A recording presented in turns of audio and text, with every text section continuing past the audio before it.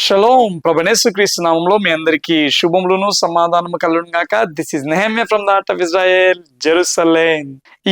ఈ వీడియోలో ప్రస్తుతము ఇజ్రాయెల్ దేశంలో యెరూషలేంలో జరుగుతున్న ప్రాముఖ్యమైన సంఘటనలను పరిశీలించబోతా ఉంటున్నాము. నేను రీసెంట్ గా మన రక్షకుడు ఛానల్లో అలాగే మన ఛానల్లో కూడా బ్రదర్ రాజశేఖర్ గారితో ఒక లైవ్ సెషన్ చేయడం జరిగింది. పరలోకానికి పిటిషన్ అన్న ఒక వీడియో చేయడం జరిగింది. ఇక్కడ యెరూషలేంలో యూదుల యొక్క మహాసభ సన్హెడ్రిన్ వారు ఎటువంటి అడుగులు వేస్తూ ఉంటున్నారు, ఎటువంటి నిర్ణయాలు తీసుకుంటూ ఉన్నారు, వారి యొక్క నిర్ణయాలు అంత్యకాలానికి ఏ రకంగా సూచనలుగా కనబడుతూ ఉన్నవి అనేది మేము డిస్కషన్ చేయడం జరిగింది. దయచేసి గమనించండి, వారందరూ పరలోకానికి ఉత్తరం రాస్తూ ఉన్నాము, దేవునికి ఒక పిటిషన్ పెడుతూ ఉన్నాము అన్నట్టుగా తీర్మానం మాత్రమే చేయలేదు. కానీ ట్రంప్ గారికి కూడా వారు ఒక పిటిషన్ పెట్టడం జరిగింది.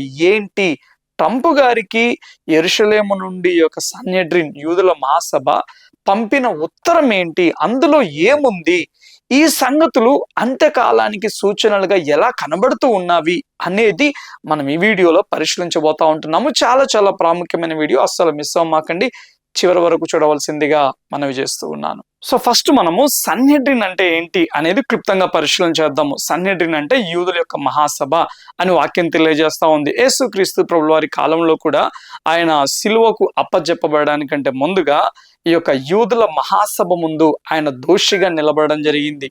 అంతేకాదు అపోస్తుల కార్యములు 6-7 అధ్యాయాలలో కూడా స్టెఫెను ఆయన చంపబడడానికంటే ముందుగా ఈ యూదుల మహాసభ ముందు దోషిగా నిలబడడం జరిగింది. ఈ యొక్క మహాసభలో టోటల్ గా 71 మంది ఉంటారు. ఈ యొక్క యూదుల మహాసభకి లోవర్ హౌస్ కూడా ఉంటది. అందులో 23 మంది జడ్జిలు కూడా ఉంటారు. వారు వివిధ ప్రాంతాలను తీర్పు తీర్చే వారిగా ఉంటారు.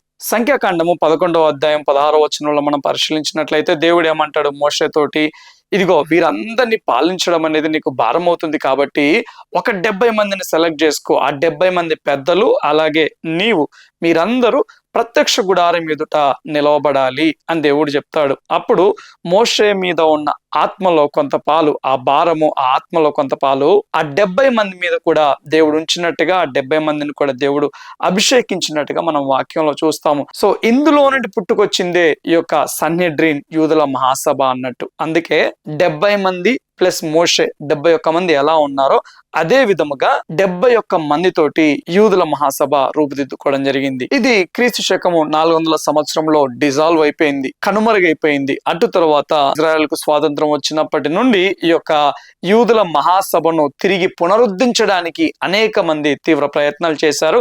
కానీ చిట్ట చివరిగా 2004వ సంవత్సరంలో ఈ యొక్క మహాసభ పునరుద్ధరింపబడడం జరిగింది. దయచేసి గమనించండి, ప్రస్తుతము ఈ యొక్క ఇజ్రాయెల్ దేశానికి చీఫ్ రబ్బీ ఎవరైతే ఉన్నారో వారు ఈ యొక్క మహాసభని గుర్తించలేదు అఫీషియల్ గా. కానీ ఇజ్రాయెల్ దేశంలో ఈ యొక్క యూదుల మహాసభ అనేది ఎంతో ప్రాధాన్యతను సంతరించుకుంది. టెంపుల్ ఇన్స్టిట్యూట్ తెలుసు కదా. ఈ టెంపుల్ ఇన్స్టిట్యూట్ ఏంటి అని అంటే ఈ యొక్క 3వ మందిరానికి సంబంధించిన ఉపకరణములన్నిటినీ సిద్ధపరుస్తూ వస్తూ ఉంటది.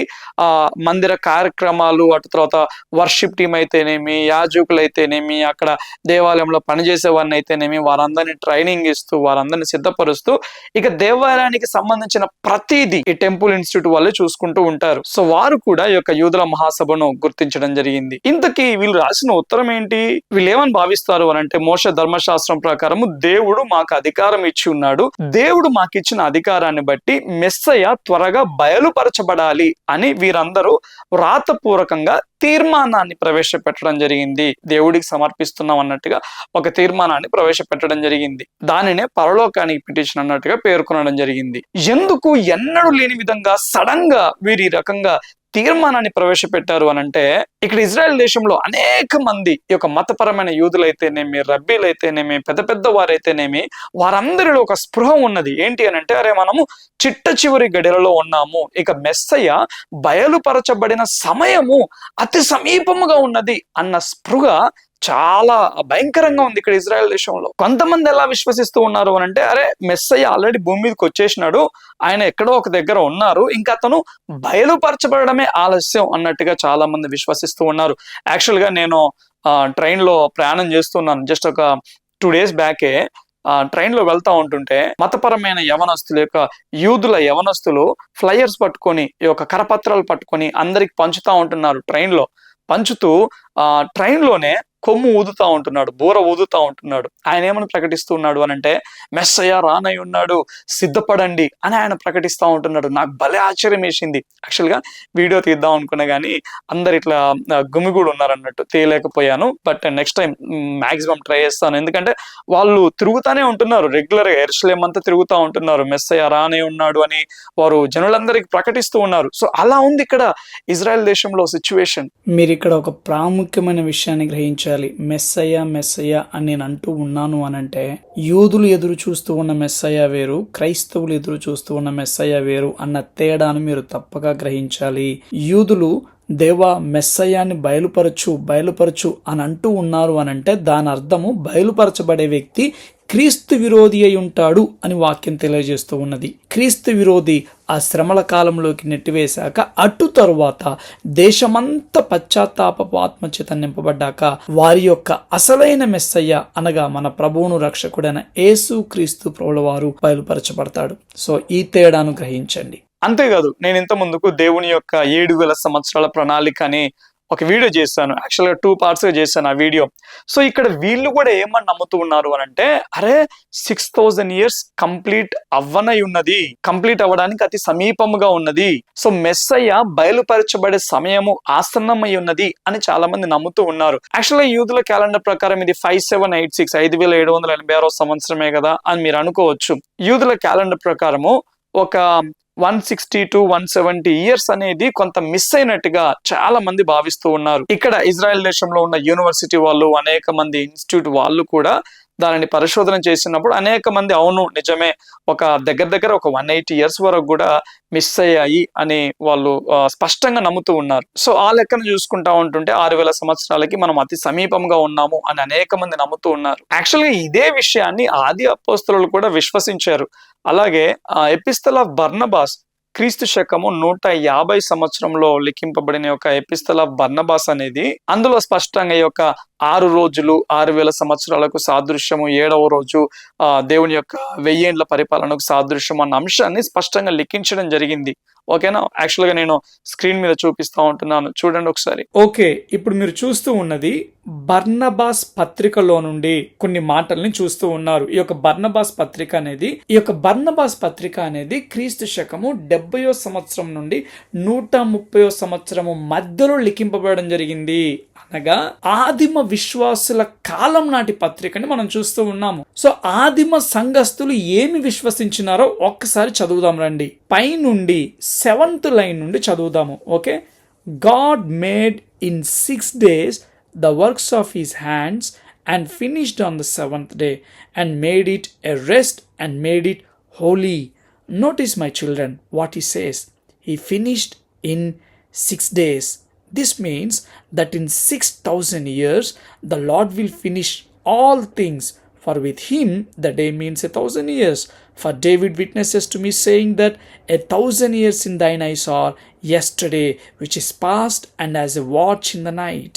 దీన్ని క్లుప్తంగా వివరించాలి అనంటే బర్నబాస్ గారు ఏమంటున్నారంటే, దేవుడు ఏ విధముగా అయితే 6 రోజుల్లో సృష్టిని సృష్టించాడో తన ప్రణాళికను కూడా 6,000 సంవత్సరాలలో ముగించనై ఉన్నాడు అని తెలియజేస్తూ ఉన్నాడు. 6 రోజుల్లో సమస్తాన్ని సృష్టించడము కంప్లీట్ చేసినట్టుగా 6,000 సంవత్సరాల వ్యవధిలో సమస్తము సంపూర్ణము చేయబడనై ఉన్నది అని ఆది అపోస్తలుల కాలము నాటి బర్నబాస్ గారు తెలియజేస్తూ ఉన్నారు. సో దేవుని యొక్క 6,000 సంవత్సరాల ప్రణాళిక లేక 7,000 సంవత్సరాల ప్రణాళిక అనేది వాక్యానుసారం. ఇంకా దీని గురించి డీటెయిల్గా తెలుసుకోవాలనుకుంటే మాత్రం తప్పకుండా నేను ఈ అంశాన్ని గురించి చేసిన ఆ 2 వీడియోస్ని తప్పక చూడండి.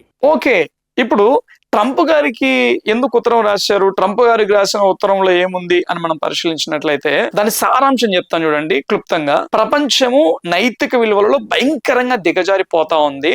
మరలా అన్య జనులలో కూడా, అంటే ఇజ్రాయేల్ కాకుండా మిగతా దేశాలన్నీ అన్యజనుల దేశాలు కాబట్టి వారిలో కూడా నైతిక స్పృహ అనేది కలగాలి, దైవిక స్పృహ, నైతిక స్పృహ వారిలో తీవ్రంగా కలగాలి. ఆ రకంగా మీరు చర్యలు తీసుకోండి అనేసి ట్రంప్ గారికి వారు ఉత్తరం రాయడం జరిగింది. ఎందుకనంటే ట్రంప్ గారు ఆ వాక్యానుసారమైన నైతిక విలువలను ఎత్తి పట్టుకోవడంలో ఒక ప్రధానమైన వ్యక్తిగా కనబడుతూ ఉన్నాడు. అమెరికాలో మరలా ఈ యొక్క పరిశుద్ధ గ్రంథము బైబిల్ని రివైవ్ చేయడానికి, వాక్యానికి విరుద్ధమైన నైతిక చట్టాలను నిర్మూలించాలి అనేసి ఆయన చాలా తీవ్రంగా పనిచేస్తూ ఉన్నాడు. సో కాబట్టి ఈ యొక్క సన్హెడ్రిన్ లో ఉన్న వాళ్ళందరూ ఆ రకంగా తీర్మానాన్ని ప్రవేశపెట్టి ఒక లెటర్ రాసి ట్రంప్ గారికి పంపించడం జరిగింది. ఎందుకు ఈ పరిస్థితుల్లోనే ఇటువంటి సందర్భంలో ఎందుకు పంపించారు అని అంటే, ఇక్కడ యూదులకు ఒక ఆబ్లిగేషన్ ఉంది, వారికి ఒక బాధ్యత ఉన్నది అన్నట్టు. ఏంటి అనంటే, అన్ని జనులందరినీ కూడా దైవిక స్పృహలోకి నడిపించాలి అన్న బాధ్యత. వీరిది తీవ్రంగా విశ్వసిస్తారు. దేవుడు ధర్మశాస్త్రాన్ని మన చేతికి అప్పచెప్పాడు కాబట్టి ఈ ధర్మశాస్త్ర సంబంధమైన నైతిక విలువలు అన్ని జనులలో కూడా పెంపొందింపబడాలి, అన్ని జనులు కూడా దేవుని వైపు త్రిప్పబడాలి.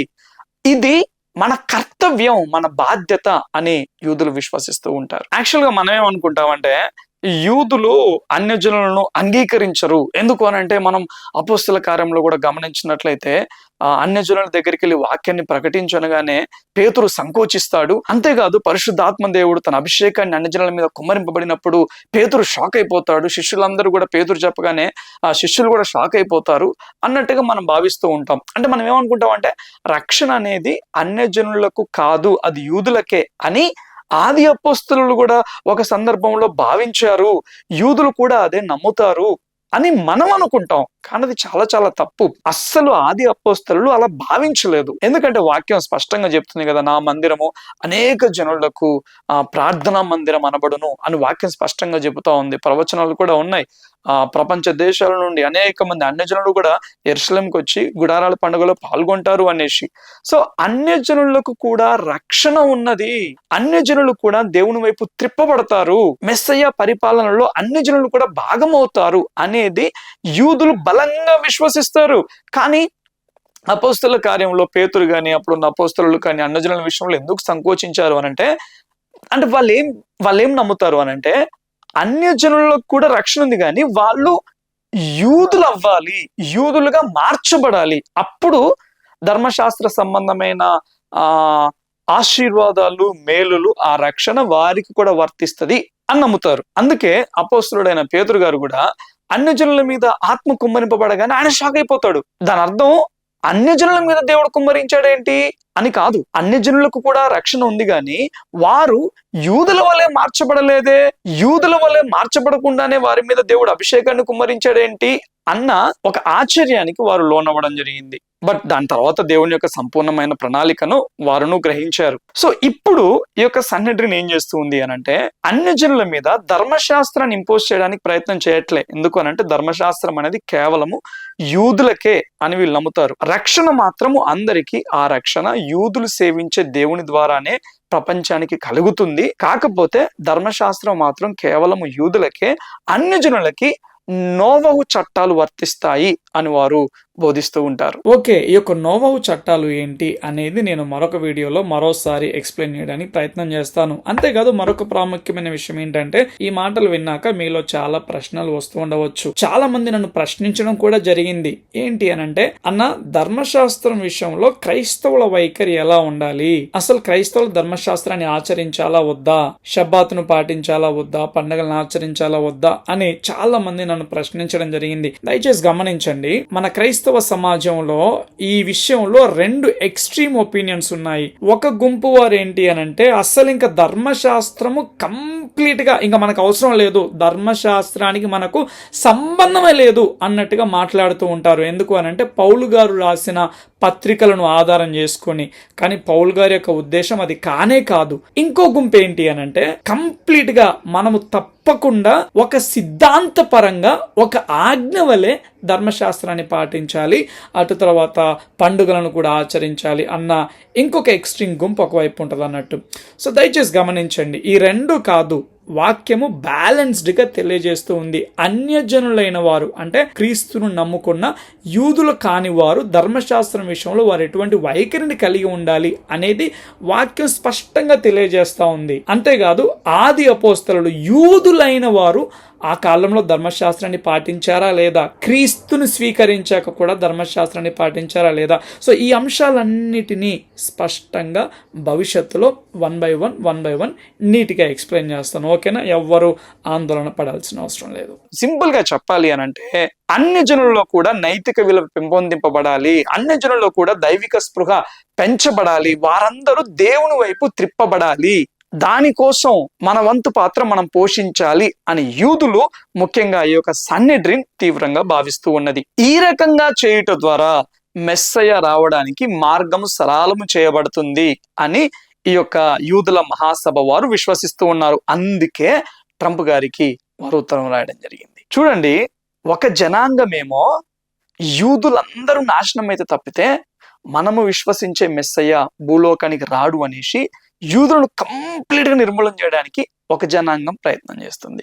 కానీ యూదులు ఏం చేస్తూ ఉన్నారు, అరే మన మెస్సయ్య రావాలి అని అంటే అన్ని జనులు సైతము దైవిక స్పృహ చేత నింపబడాలి, నైతిక విలువల చేత నింపబడాలి, కాబట్టి మనము మన వంతు పాత్ర పోషించి వారిని అందరినీ దేవుని వైపు త్రిప్పాలి అని వీళ్ళు ప్రయత్నం చేస్తూ ఉన్నారు. ఈ రెండు జనాంగాలకు మధ్య ఉన్న తేడా చూడండి. సో ఇప్పుడు అర్థమవుతుందా, ఇక్కడ ప్రస్తుతం ఇజ్రాయెల్ దేశంలో యెరూషలేములో మెస్సయ్యను గూర్చిన స్పృహ ఎంత ఉన్నతంగా ఉన్నదో. చిట్ట చివరి గడియలలో ఉన్నాం మనం. ఈ ఇజ్రాయెల్ దేశము యూదులు సగం సత్యాన్ని ఎరిగి ఉన్నారు, అయినను వారు మెస్సయ్య రాక కొరకు మనకంటే ఎక్కువగా వారు తీవ్రంగా ఎదురు చూస్తూ ఉన్నారు. ఇదిగో సంపూర్ణ సత్యాన్ని కలిగి ఉన్న మనము మెస్సయ్య కొరకు ఇంకెంతగా సిద్ధపడాలి, మన కుటుంబాలను మన సంఘాలను ఇదిగో మనల్ని మనము ఎంతగా సిద్ధపరుచుకోవాలి. ఎందరైతే నిజముగా వాక్యాన్ని చదువుతూ ప్రార్థన చేస్తూ దేవునితో ఒక లోతైన సహవాసాన్ని కలిగి ఉంటారో, ఆచారబద్ధంగా కాకుండా ఏదో మతాన్ని మనం సేవిస్తున్నాము అన్నట్టుగా కాకుండా దేవునితో ఆ లోతైన సహవాసం కలిగి ఉన్న వారు చుట్టూ జరుగుతున్న పరిస్థితులను అర్థం చేసుకుంటూ అరే మనం నిజంగా చిట్ట చివరి గడియలలో ఉన్నాము అన్న స్పృహను తప్పక కలిగి ఉంటారు. అట్టి స్పృహ పరిశుద్ధాత్మ దేవుని ద్వారా మనం అందరము కలిగి ఉందము గాక. అంతేకాదు, నేను నెక్స్ట్ వీడియోస్ లో చాలా ప్రాముఖ్యమైన అప్డేట్ ని నేను మీకు తెలియజేయబోతూ ఉన్నాను. టెంపుల్ మౌంట్ మీద జరిగిన ఒక ప్రాముఖ్యమైన సంఘటన, అంతేకాదు ఇజ్రాయెల్ దేశంలో అతిపెద్ద క్రైస్తవ ఈవెంట్ ని జరిపించబోతా ఉంటున్నారు. సో అప్డేట్ నేను మీకు త్వరలో తెలియజేస్తాను. అంతేకాదు, మేము బేతేలు వెళ్ళడం జరిగింది. యాకోబు ఏ స్థలంలో నిద్రిస్తే దేవుడు దర్శనం ద్వారా యాకోబును దర్శించాడో ఆ స్థలానికి వెళ్ళడం జరిగింది. చాలా చాలా ప్రాముఖ్యమైన స్థలం. అదే స్థలంలో ప్రత్యక్ష గుడారాన్ని నిలబెట్టడం జరిగింది.